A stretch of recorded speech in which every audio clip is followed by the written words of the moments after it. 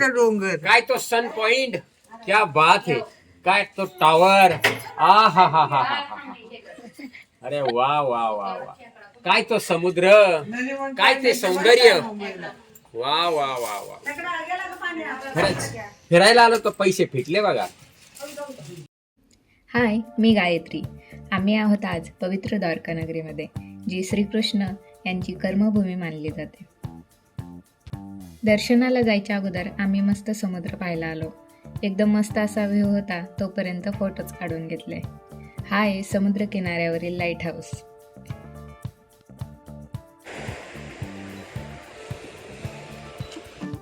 एकाच ठिकाणी बोर झालं म्हणून काहीतरी चांगलं काम करावं तर गौ मातेला चारा खाऊ घातला. हे आमचे पतिदेव गाईला चारा खाऊ घालतात. घरी कधी मला घासही भरवत नाही. मग आम्ही ताव मारला गरमागरम कांदा भजीवर. नंतर मंदिर ओपन झालं होतं म्हणून आम्ही नाश्ता करून दर्शन करायला गेलो. आधी पोटोबा मग विठोबा.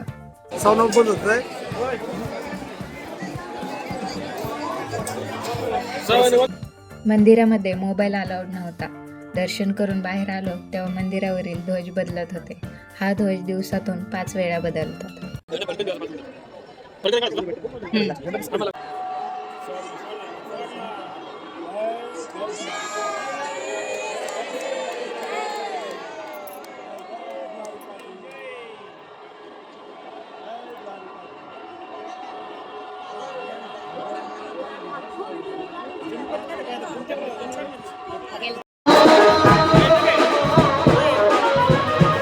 द्वारकेचं दर्शन करून आम्ही आलोय गोमती घाटावर.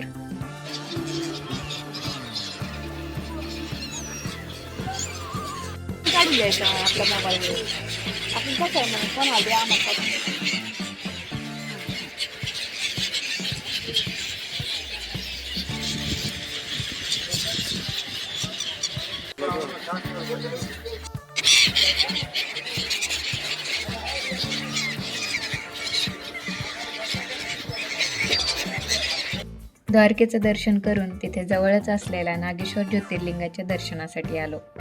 भगवान शिवाच्या 12 ज्योतिर्लिंगापैकी हे एक अत्यंत महत्त्वाचं आणि पवित्र स्थान आहे. मंदिराजवळ पोहोचल्यावर सर्वात अगोदर नजरेत भरते ती म्हणजे भगवान शिवांची भव्य अशी मूर्ती. मंदिरात एंट्री करून आम्ही दर्शनासाठी लाईनमध्ये उभे राहिलो. दर्शनासाठी खूप गर्दी होती. रांगेत छान भजनही सुरू होतं.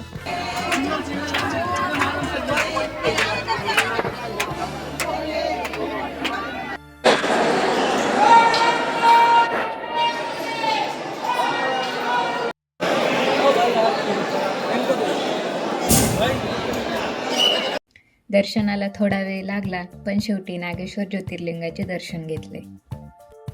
नागेश्वर ज्योतिर्लिंगाचं दर्शन करून आम्ही आलोय आता गोपी तलावाकडे. इथे एकदम शांतता होती. शांतता बघून आमचे पतिदेव एकदम निवांत बसले. असं म्हणतात गोपिया ज्या आहेत त्या मथुरा आणि वृंदावनवरून इथे आंघोळ करायला येत होत्या, म्हणून याला गोपी तलाव असे म्हणतात. या परिसरात खूप सारे छोटे छोटे मंदिरं आहेत. तर असा होता आमचा आजचा द्वारकेमधला दिवस. जर ब्लॉग आवडला असेल तर लाईक, शेअर आणि सबस्क्राईब करायला विसरू नका.